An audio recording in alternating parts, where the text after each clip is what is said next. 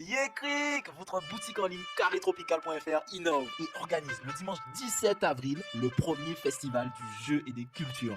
Venez jouer, découvrir les nouveaux jeux de société afro-créoles et caribéens.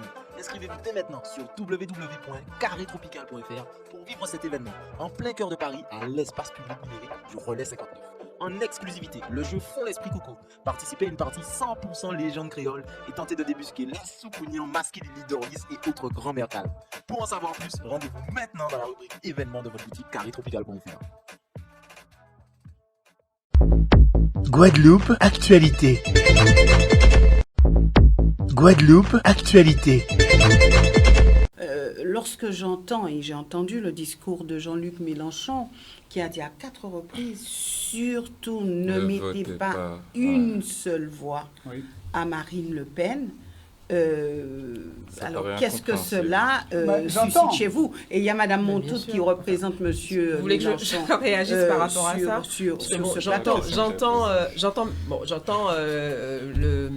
D'ailleurs, je voulais intervenir tout à l'heure par rapport au Parti socialiste, puisque bon, c'est vrai que là, aujourd'hui, on se retrouve... la population, finalement, est obligée de choisir entre, en quelque part, la peste et le choléra. C'est la même configuration qu'en 2017. Et moi, ce que je trouve dommage, c'est ce que j'allais faire cette remarque tout à l'heure à mon voisin, Olivier Nicolas du Parti socialiste. Pourquoi il y a eu une telle diabolisation, puisqu'on il parle des aspects, peut-être, je ne sais pas qu'est-ce qu'il y a eu comme intervention de Jean-Luc Mélenchon concernant la candidate Anne Hidalgo et qui après aurait pu susciter... je ne me rappelle pas très bien de ce qu'il a dit tout à l'heure, mais il parlait de Jean-Luc Mélenchon en disant qu'il y avait des éléments qui avaient été repris par Jean-Luc Mélenchon du programme.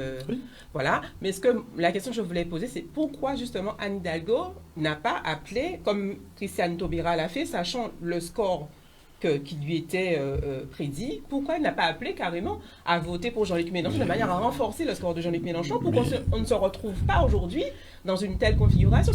Moi, je trouve que c'est une responsabilité que le Parti socialiste, comme d'autres, pas que le Parti socialiste, le Parti communiste, il faut s'interroger. Les Verts aussi, portent aujourd'hui en obligeant la population à choisir entre deux candidats qui finalement ne répondent pas du tout aux attentes de nos concitoyens guadeloupéens. C'est une responsabilité qui est portée par le Parti socialiste. C'est la question que je voulais lui poser d'une part. Et d'autre part, concernant l'extrême droite, il est clair pour nous qu'on n'a jamais eu à adhérer, ni à voter, ni à avoir des rapports avec ces groupes politiques, comme l'a expliqué tout à l'heure M. Nicolas. Ce sont des personnes qui sont déjà par rapport à nos populations qui ne devraient même pas évoluer sur nos territoires dans la mesure où nous savons que l'idéologie de l'extrême droite, c'est la hiérarchisation entre les êtres humains. Vous parlez d'Éric Zemmour et de... tous les partis d'extrême droite. Je parle d'Éric Zemmour, de Marine Le Pen et de M. Dupont-Aignan également. Il l'a dit. Quand il y a eu le débat sur les Outre-mer pendant la présidentielle, on leur a posé la question concernant nos territoires. Ils ont tous répondu qu'ils sont contre la décolonisation, ils sont contre tout ce qui est...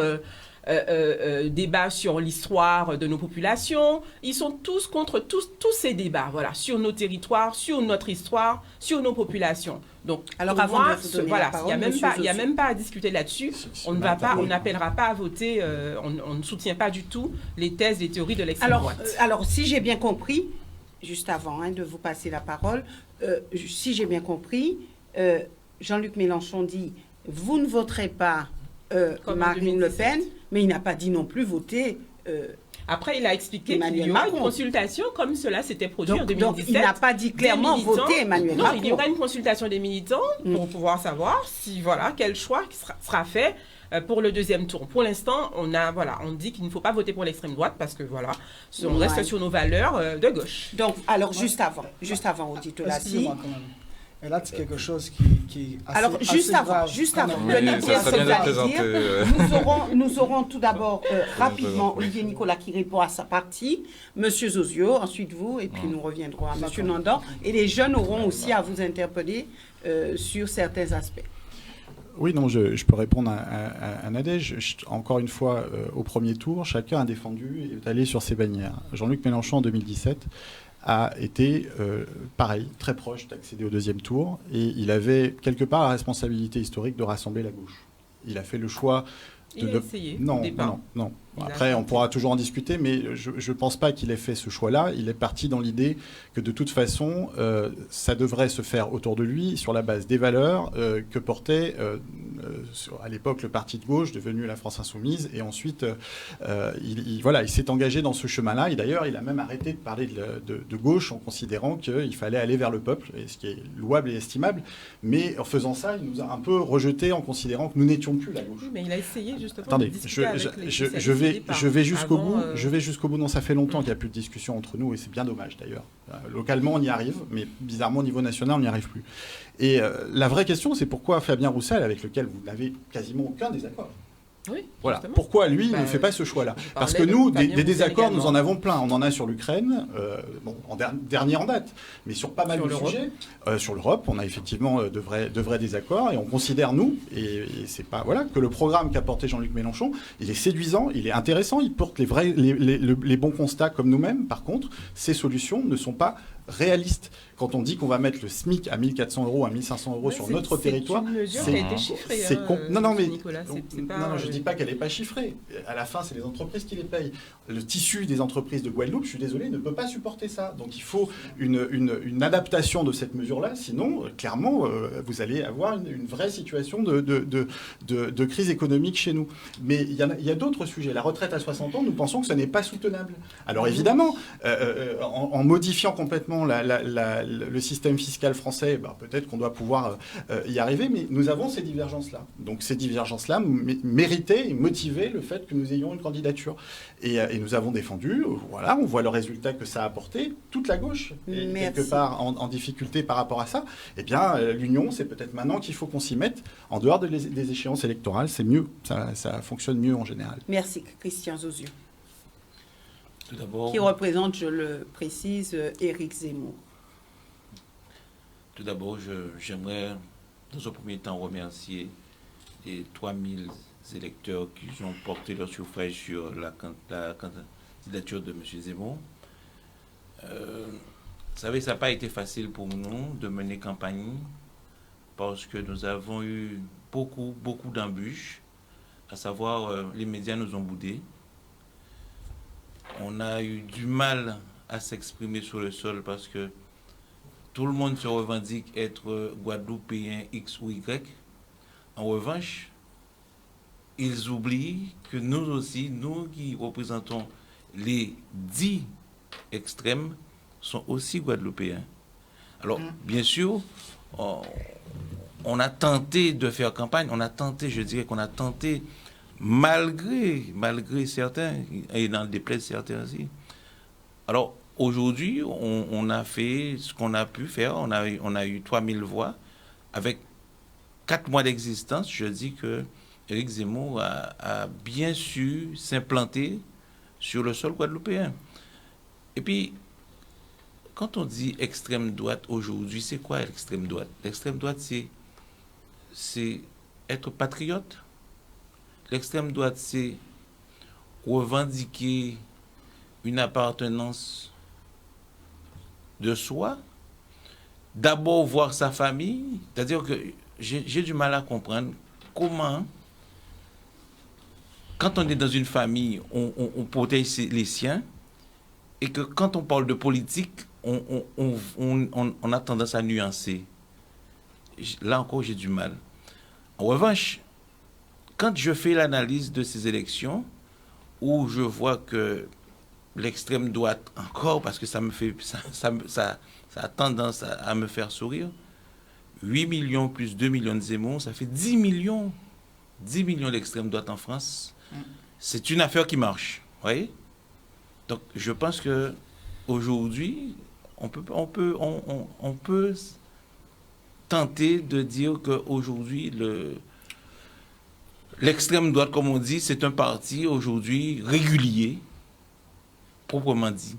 Donc, il faut arrêter de jouer avec le feu parce qu'il y a eu ce qu'on appelle un appât la dernière fois en mettant en duel Marine Le Pen et Macron, ça a marché. Vous savez, la population n'est pas dupe. On fait une fois, ça passe, mais 2 fois, c'est trop. Aujourd'hui, je suis convaincu que la population a observé qu'ils sont en train de se moquer d'eux. Et par conséquent, le fait de proposer encore cette offre, eh bien, il y aura une belle surprise. Il y a une grande surprise. Et vous verrez que là où le résultat est attendu ne sera pas là. Donc, aujourd'hui, je pense qu'il faut être plus nuancé et voir ce qu'on pourrait appeler l'extrême droite. Est-ce que ce ne serait pas la norme aujourd'hui?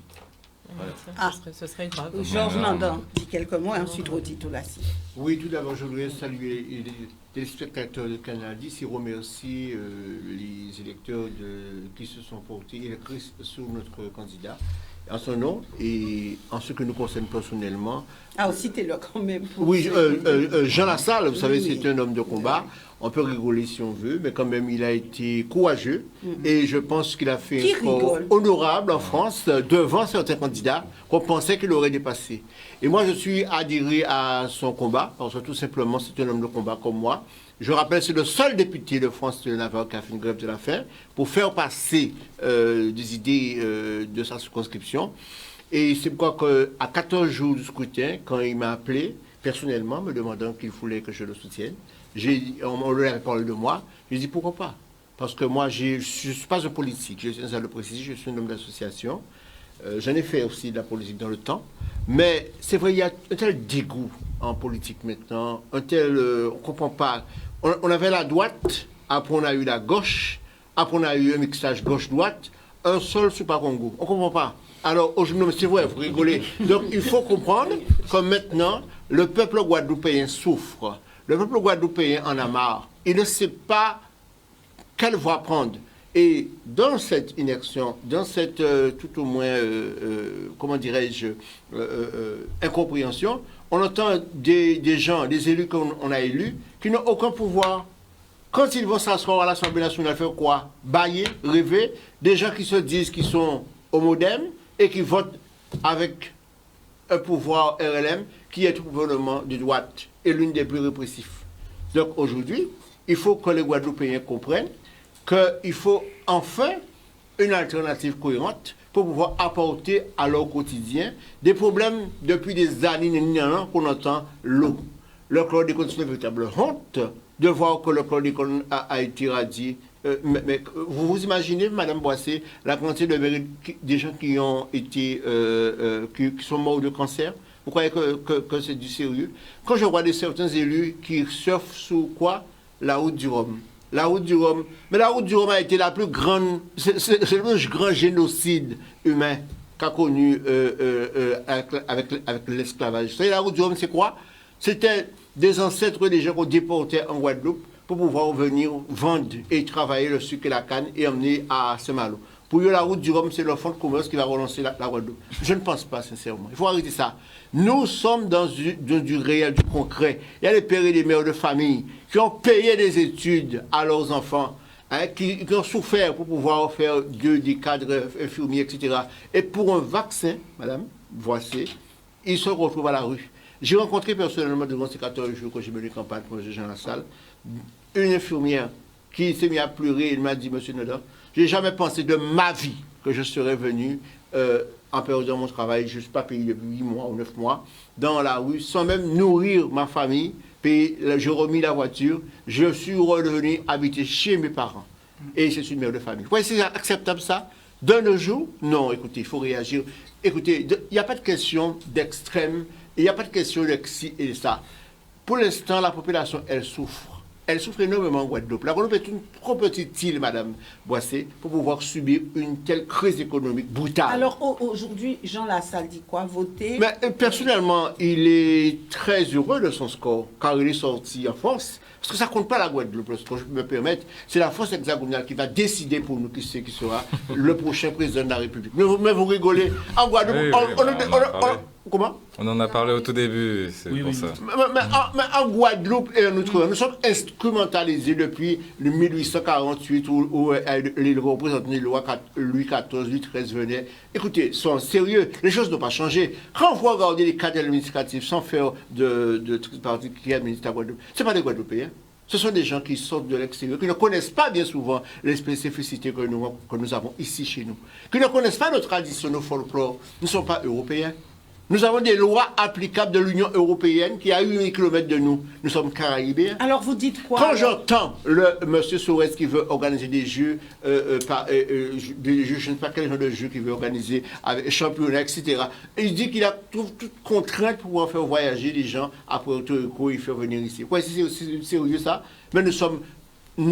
écoutez, soyons sérieux. Nous devons réagir. Et si je suis ici ce soir sur le plateau, dans un cadre bien déterminé qui est la politique, c'est que personnellement, j'en ai marre.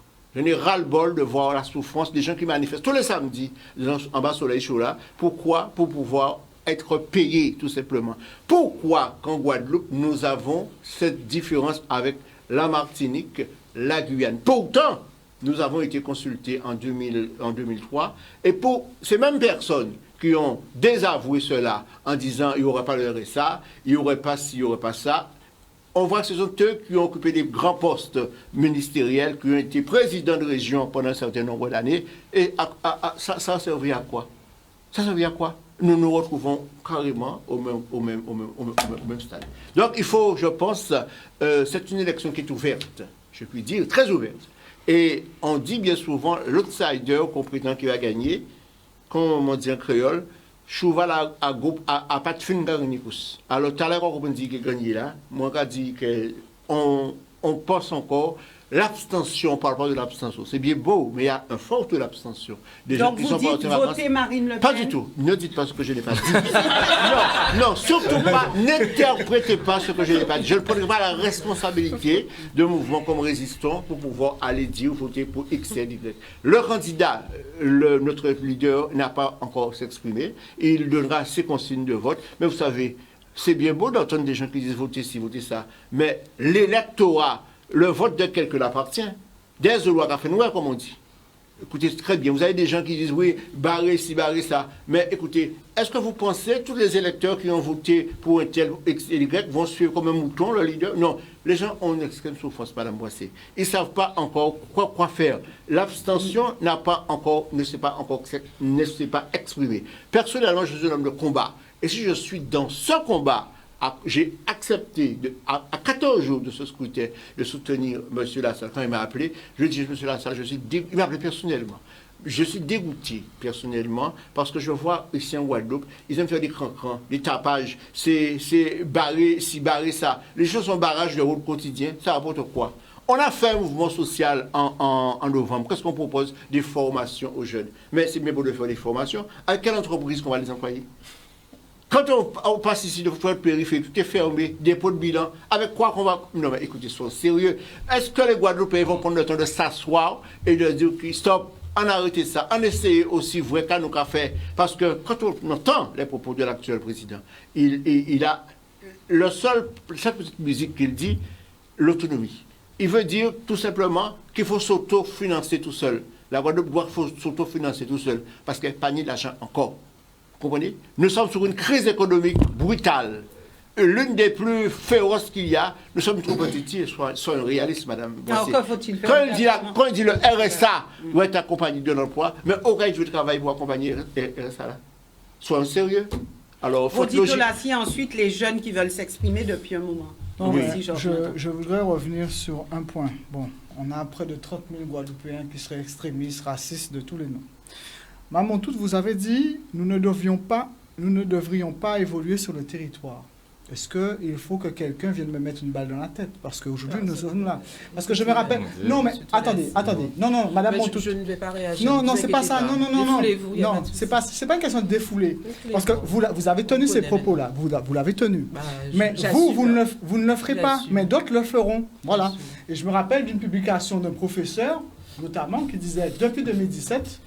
et c'est l'un de ceux qui nous avait agressés à l'hôtel, que la solution pour les membres du Front National, pour qu'on était le Front National, c'était le raticide. Et donc, quand vous dites des propos comme ça, Je vous en veux pas, mais la réalité, c'est que vous avez des gens derrière qui peuvent passer à l'acte. Et donc, il faut modérer ses propos sur ce moment. Nous avons le droit d'évoluer. Nous sommes dans un pays démocratique. N'en déplaise à certains. Vous êtes en Guadeloupe. Vous êtes dans un pays démocratique, sauf que on est dans des territoires qui ont une histoire, M. Tolassi, que vous devriez connaître. Je connais très bien mon histoire, madame. Vous connaissez l'histoire de l'extrême droite de Marine Le Pen, très bien mon histoire. de la famille Le Pen. Donc, vous devriez justement combattre ces non, idées-là. Non, je n'ai pas à combattre. Vous, en tant que Moi, en tant que Guadeloupéen, ce n'est personne, soit disant que vous voulez la décolonisation, ce n'est personne sorti de nulle part qui me dira que vous devez penser comme ça, comme ça, non, comme ça. Non, je vous ai dit qu'en tant que, justement, population concernée par cette histoire... Ce que vous voulez, j'ai le droit de penser. Ce n'est pas ma couleur de peau qui définit ma pensée, madame. Ma pensée, c'est ma pensée. On vous dit de combattre les idées, concernant de ce parti. Ce que dit M. Mélenchon, je vous rappelle que ce que disait Mme Chevry à une époque, nous sommes Français, majeurs et vaccinés. C'est aux Guadeloupéens de décider pour qui ils vont voter. Et donc, sur ce point-là, les Guadeloupéens ont dit non à Emmanuel Macron à plus de 75%. Il faut continuer sur cette lancée-là.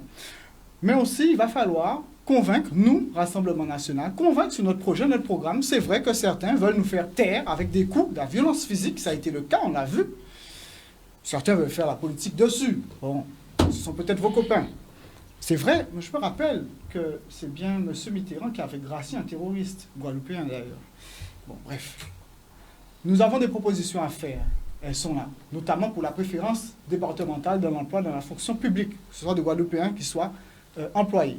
Nous avons des propositions à faire pour le développement économique du territoire, parce que c'est le développement économique qui va créer de l'emploi. Donc, nous mettrons en place des dispositifs pour que les entreprises puissent avoir un nouveau souffle. Ce sont les exonérations de charges, type loi Perben, et la défiscalisation, loi Ponce. Nous allons remettre ces dispositifs en place pour permettre que nos entreprises guadeloupéennes puissent avoir ce nouveau souffle. Et c'est l'économie derrière qui va créer de l'emploi. Ce n'est pas l'État qui viendra mettre des emplois aidés, etc.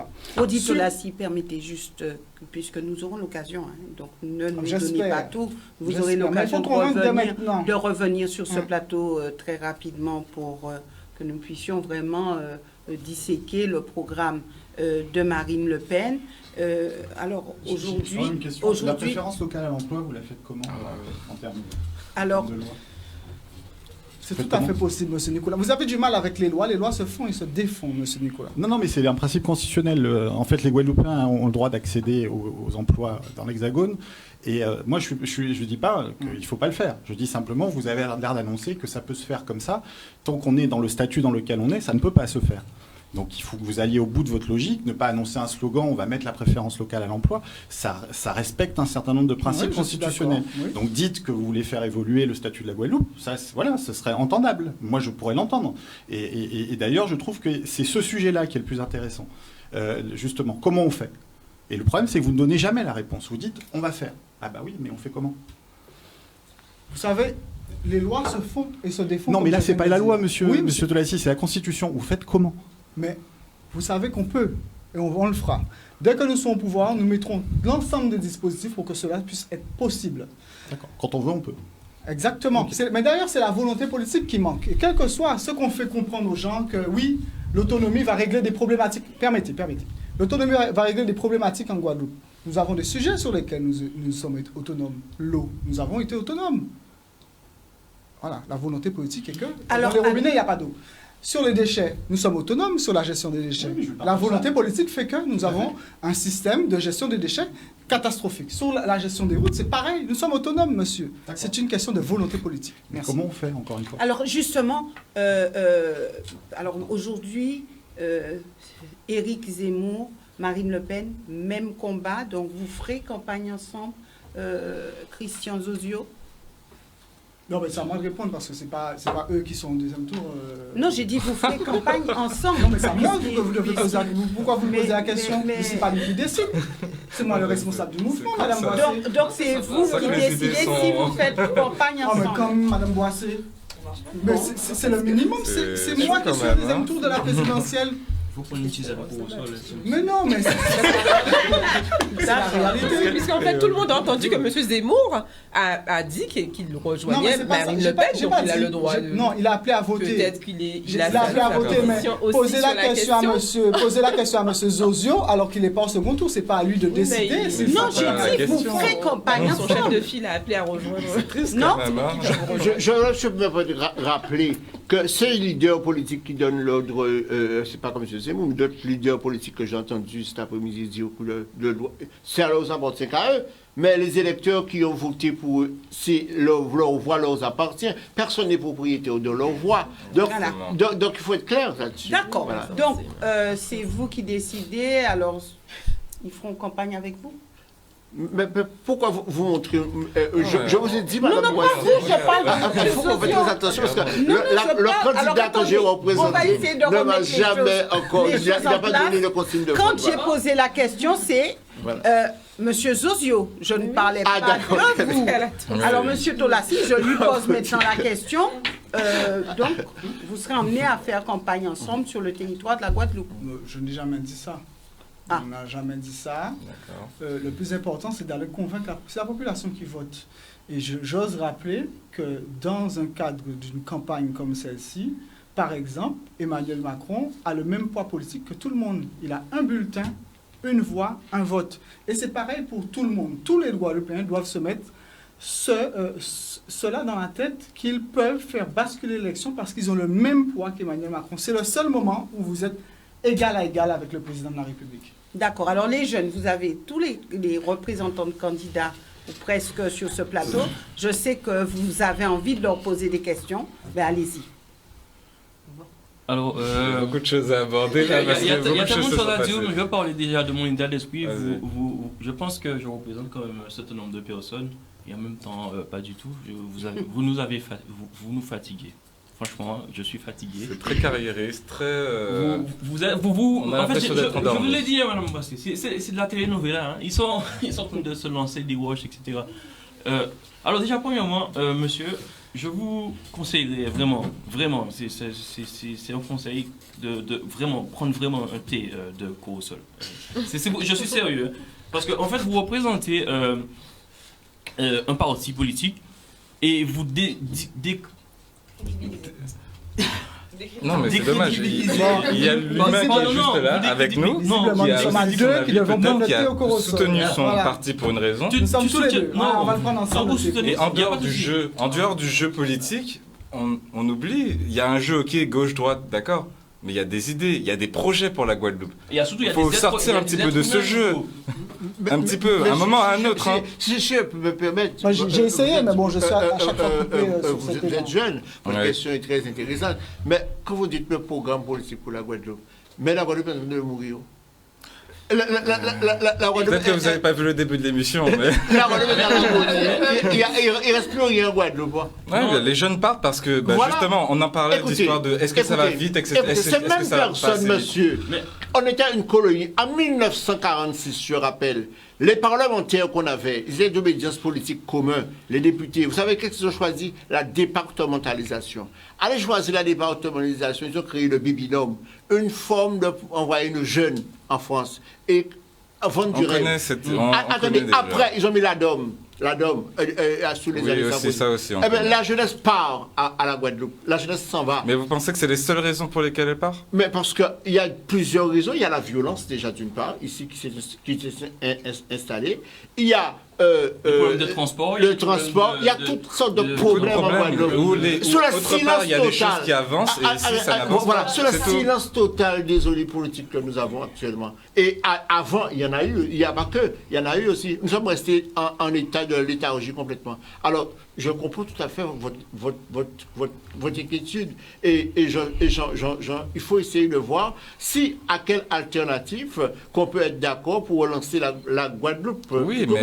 Parce que quand je vois dans certains, un office de tourisme, il y a 200 000 euros comme ça non mais on se croirait à Chicago. Sincèrement, 200 000 euros qui est parti dans la nature et personne ne se pose de questions. Où est passé ces 200 000? Subitement les médias, silence, chaos, radio. Ok.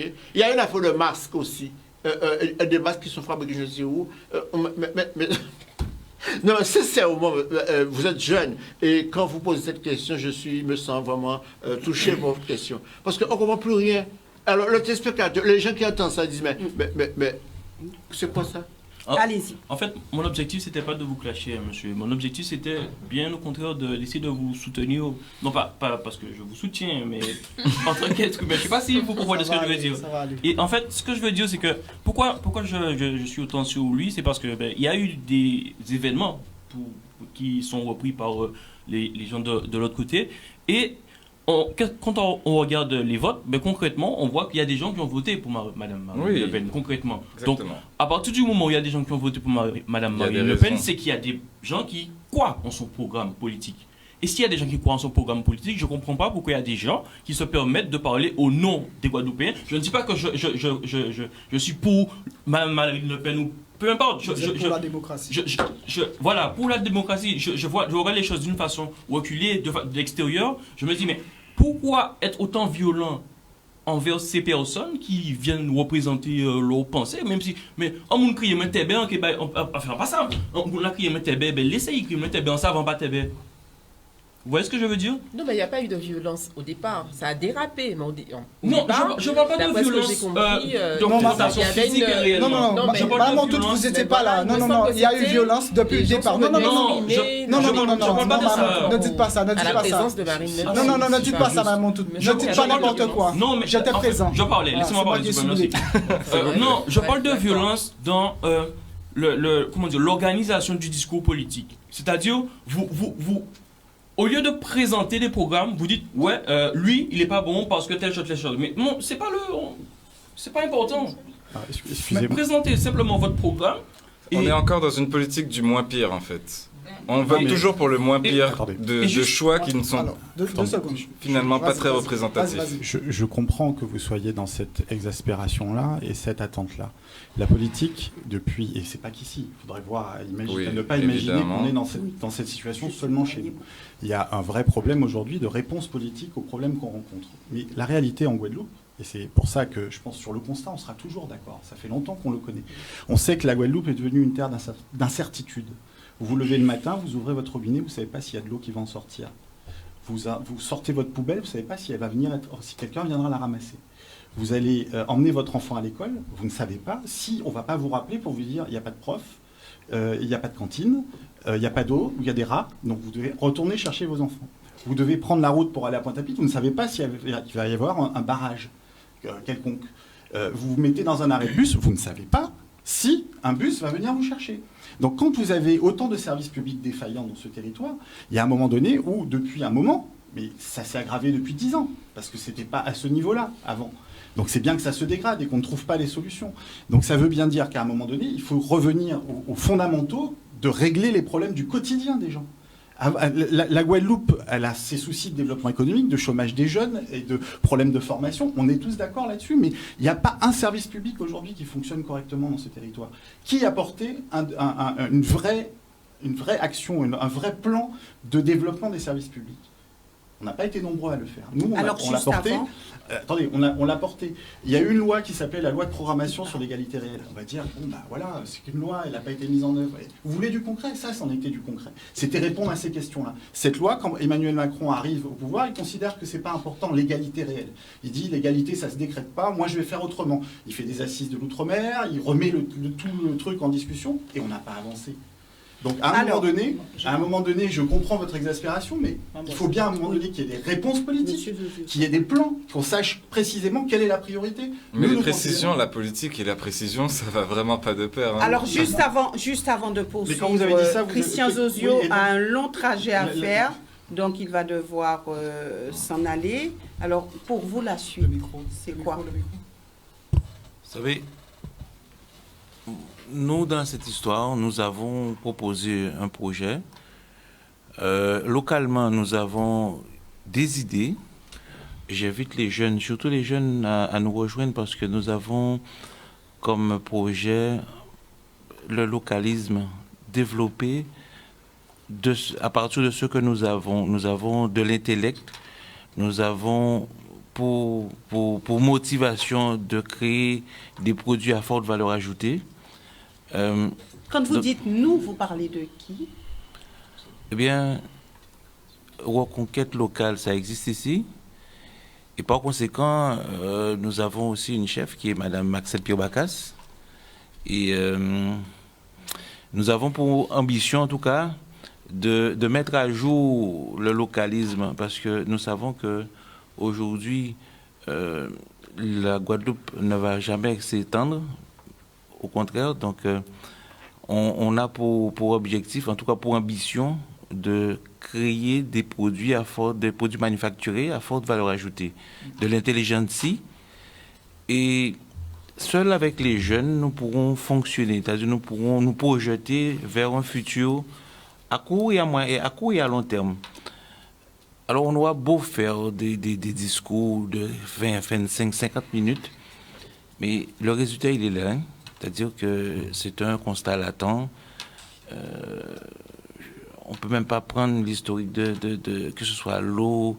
Vous savez, j'ai en parlé pendant les municipales où le constat était simple. Hein.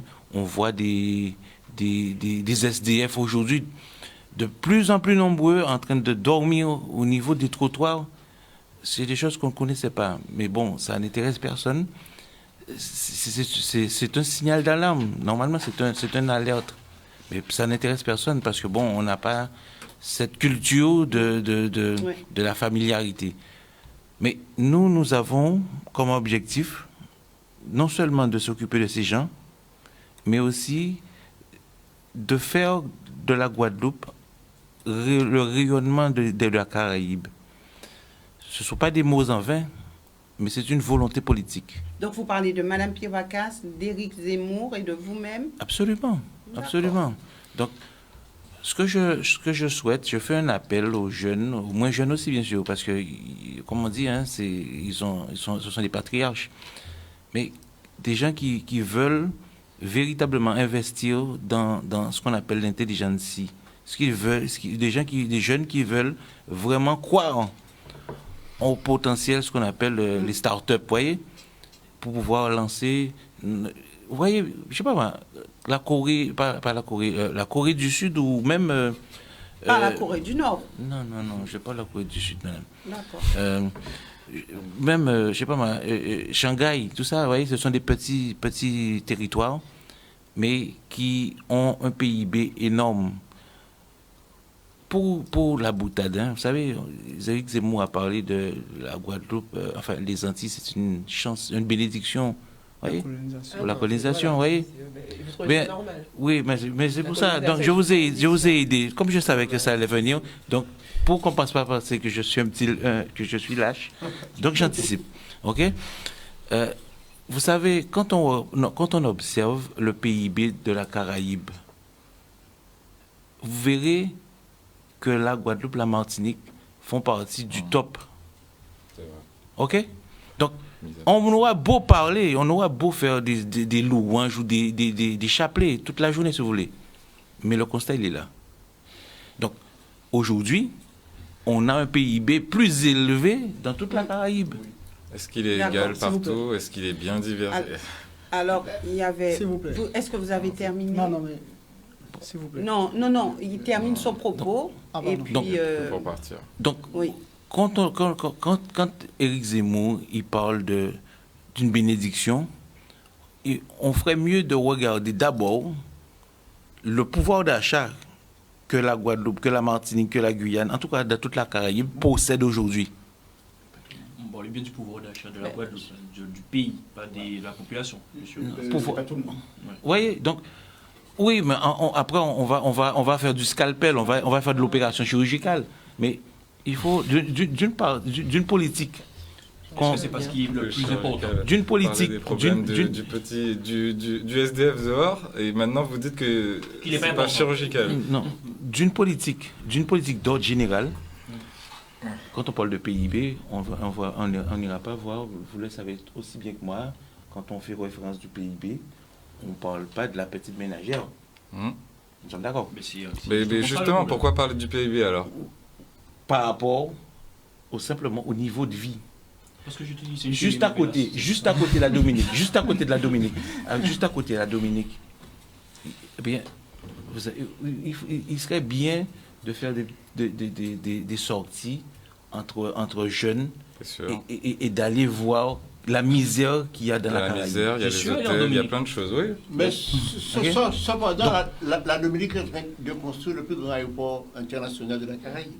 Oui, mais ça, ce sont des fonds d'extérieur, notamment la Russie et la Chine. Et le Premier ministre Chine. dominicain, je le félicite, a su préserver la partie sud de l'île, qui est quand même formidable. Voilà. Donc maintenant, nous allons poursuivre. Donc nous avons bien compris que vous êtes en phase de recruter des jeunes pour essayer de dynamiser votre parti et d'avancer. C'est bien cela? Absolument. D'accord. Maintenant, merci Christian Zozio d'être venu sur ce plateau. Nous poursuivons avec vous, Monsieur Tolassi, puisque vous avez demandé la parole. Et puis les jeunes aussi, et puis Maïva. Oui, tout à fait. Voilà, merci à vous. C'est la plus jeune. Alors, j'ai pu entendre là que ce que nous avons subi il y a 2 semaines dans l'hôtel, c'est un dérapage. Bon, moi, j'y étais. C'est moi qui me suis fait agresser. Voilà. L'agression commence 15 minutes avant celle de Mme Le Pen. Voilà. Donc, j'y étais. Il faut souvent rétablir la vérité parce que il y a des choses qui sont dites. Les mensonges prennent l'ascenseur, mais la vérité doit prendre les escaliers. Ça vient après. Mais mon agression commence bien avant celle de Mme Le Pen. Il n'y avait aucun dérapage. Il y avait une volonté de donner des coups, de faire violence. Voilà. Je comprends que ces jeunes-là puissent rester sur leur faim, parce qu'à chaque fois qu'on essaie de faire des propositions, on revient sur le fait du commentaire des résultats. Il faut faire une émission avec les jeunes, mais pas de commentaire des résultats du second tour, sinon on ne va pas s'en sortir. Ne vous inquiétez pas, je comprends, si tout voilà, est prévu. Tout est prévu. Mais, ce soir, c'est vraiment pour regarder les résultats et voir la suite. Je suis d'accord que tout soit prévu, que tout est prévu. Mais avant ça, avant le premier tour, on aurait pu faire des débats. Ça n'a pas été le cas. Et justement, proposition contre proposition. Ou même un seul sur le plateau capable de faire ses propositions et parler de lui. C'est ça la réalité. Donc, j'espère qu'ils le feront. J'espère que vos collègues aussi feront ces débats-là, face à face, et seuls. Face à face aussi, c'est bien pour avoir la contradiction. Et le débat doit avoir lieu pour pouvoir convaincre la jeunesse, mais aussi l'ensemble de la population guadeloupéenne.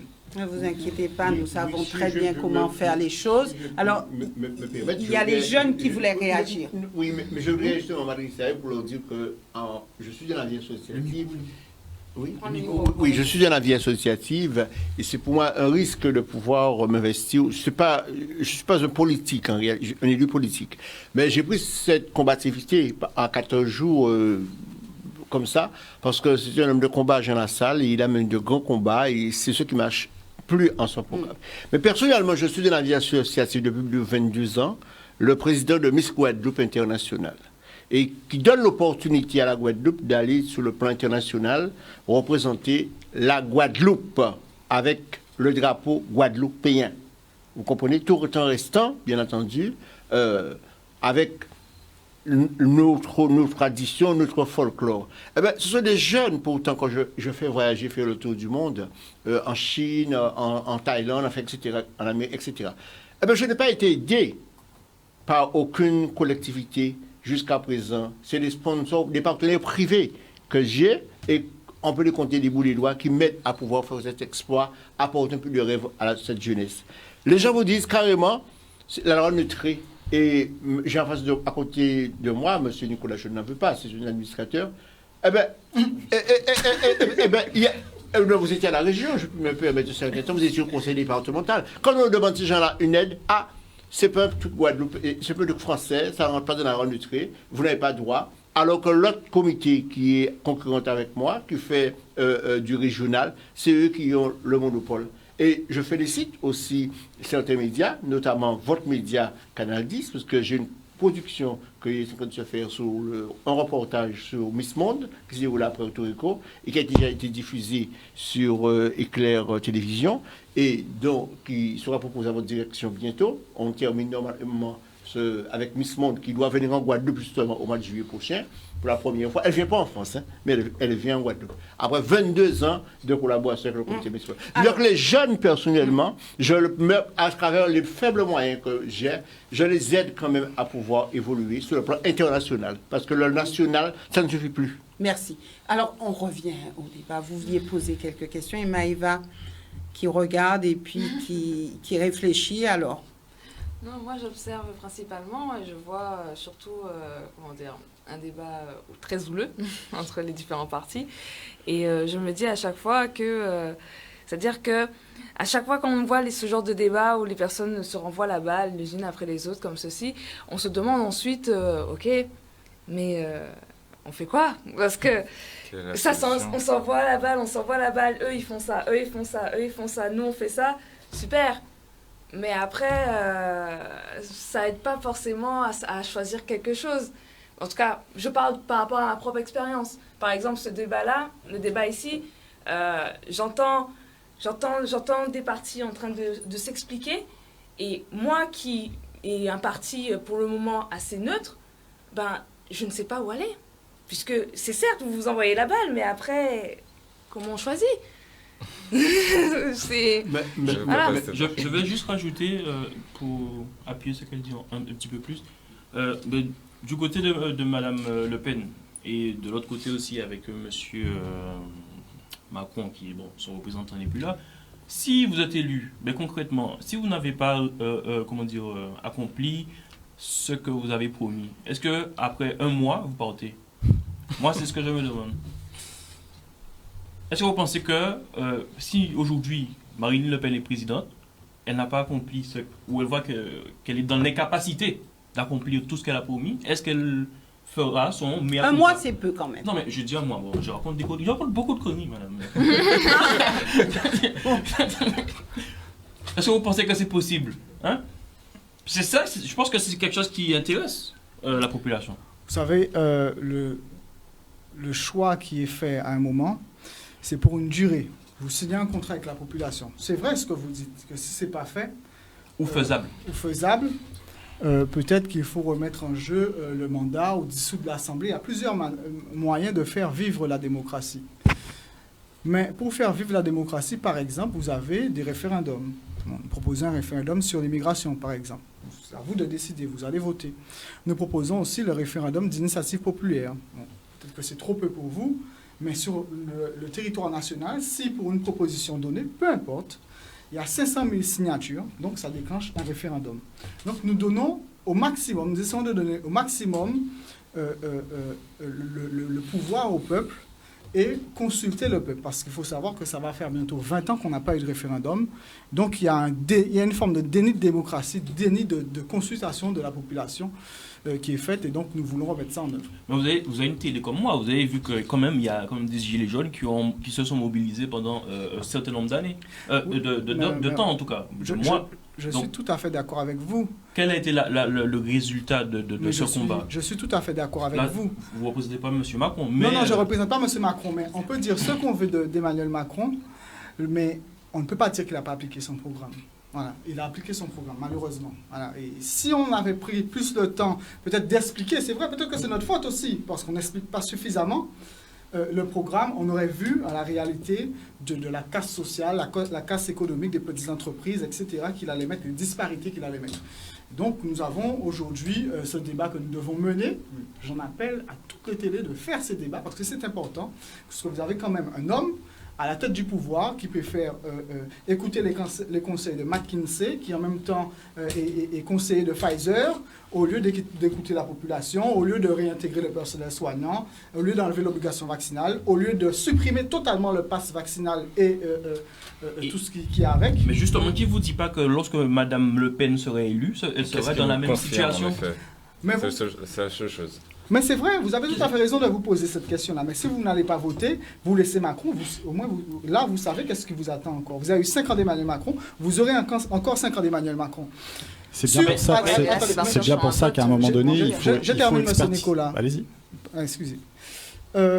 Nous avons quand même des municipalités que nous gérons. Aujourd'hui, nous avons l'une des plus grandes villes de France, Perpignan, qui a plus de 100 000 habitants, et nous mettons en œuvre ce que nous disons. On le voit. La plupart de nos maires sont élus au premier tour parce qu'ils appliquent en réalité ce qu'ils ont mis en œuvre durant la campagne, ils le font.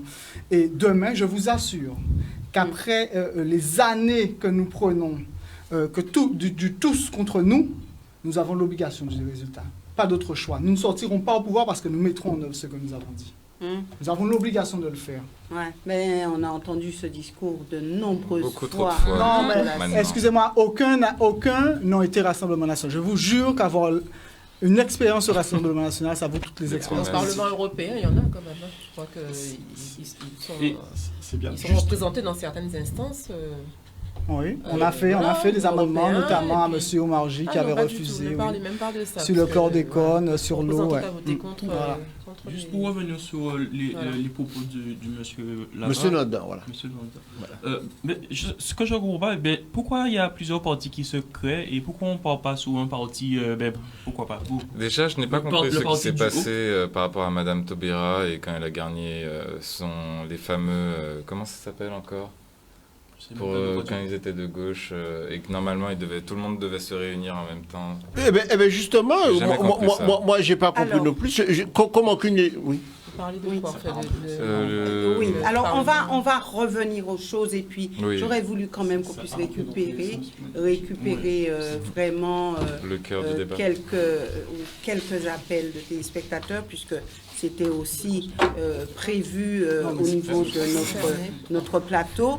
Donc aujourd'hui on parle de vote par défaut. D'accord. Alors pour ce deuxième tour, alors certains disent qu'il faut vraiment faire barrage à Marine Le Pen. Alors, depuis, on va dire 2002, on fait barrage. Depuis 1994, oui, mais le papa, vraiment concrétisé à ce moment-là. Donc, est-ce que pour vous, le vote par défaut est synonyme de démocratie?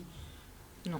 Clairement pas. Clairement pas, non, pas du tout. Je pense que même le Guadeloupéen, il espère que quelqu'un aura un œil en se demandant mais pourquoi Mélenchon a eu autant de votes, pourquoi Marine Le Pen a eu autant de votes. Et c'est ce que je reprochais au tout début, on a l'impression on a gagné.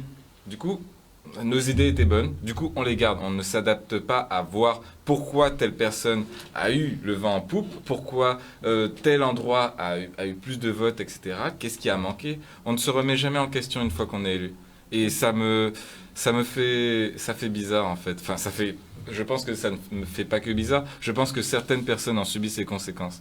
Malheureusement, car il y a souvent des solutions, parfois très vendues, très irréalistes, etc. Mais il y a quand même le cœur de la chose qui a été communiqué et pourquoi les gens pourquoi les gens votent en fait. Donc, si maintenant on a beaucoup d'abstention... Pourquoi vous votez, vous? Pourquoi nous on vote? D'ailleurs. Pourquoi vous votez? Pourquoi moi j'ai voté? Aujourd'hui, maintenant, ouais, surtout cette année. Moi, honnêtement, pourquoi moi j'ai voté? Parce que je voulais faire partie de la telenovela. Non, je suis sérieux. Non, en vrai j'ai voté parce que j'avais de l'espoir et j'ai été déçu. Oui, beaucoup de déceptions, très souvent. Au moins, on partage ça. Moi, j'ai été très déçu aussi du résultat de cette élection. Mais pas que le résultat, même le résultat dans les 5 années, les années aussi où j'ai voté. Mais très, très, très franchement, vous avez aujourd'hui une situation, comme on a décrit tout à l'heure, et je pense qu'encore une fois, sur le constat, on est tous d'accord. Le problème, c'est que aujourd'hui, vous avez des partis politiques qui vous disent « on ne nous a pas encore essayé ». Parce que c'est ça le cœur du message de M. Pelassi, c'est de dire « essayez-nous, vous allez voir ce que vous allez voir ».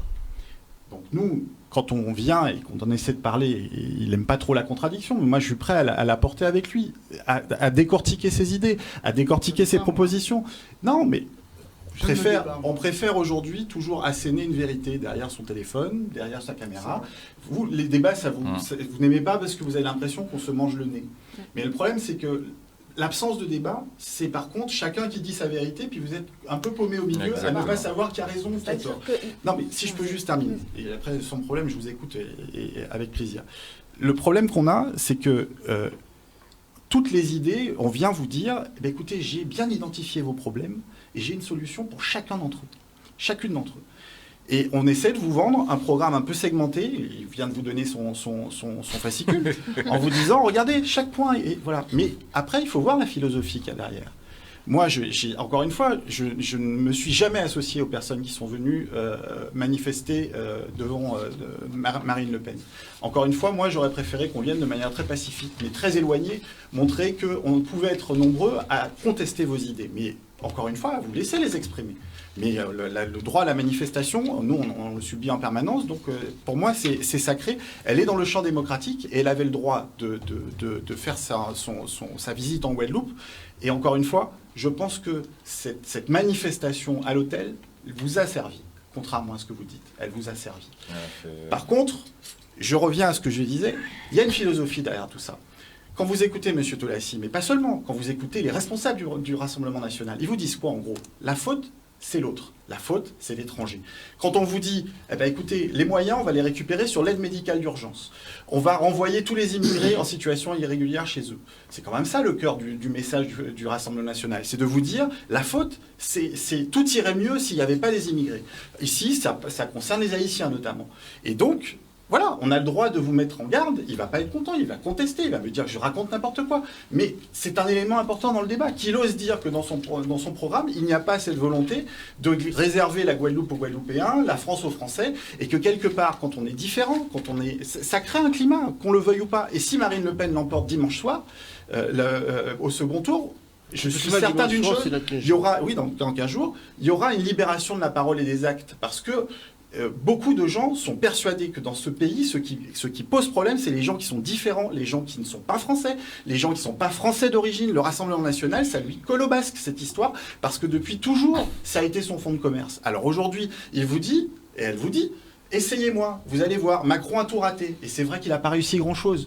Mais aujourd'hui, la réalité, c'est vous avez le choix entre quelqu'un qui remet en cause les acquis sociaux, qui a un programme de régression sociale, mais globalement, je suis à peu près sûr qu'on pourra continuer à le contester, à défendre nos idées alternatives et à combattre contre ça. Avec le Rassemblement national, moi, j'ai des doutes sur leur culture démocratique. J'ai des doutes sérieux sur leur capacité à respecter le pluralisme démocratique. Parce que dans tous les pays où l'extrême droite a été au pouvoir, parce qu'il faut regarder, il dit qu'on n'a pas essayé en France, mais on l'a essayé ailleurs. On l'a essayé en Hongrie, on l'a essayé en Pologne. Il y a des mouvements d'extrême droite qui sont associés au pouvoir. Aux États-Unis aussi. Eh bien, très bien, Monsieur Trump.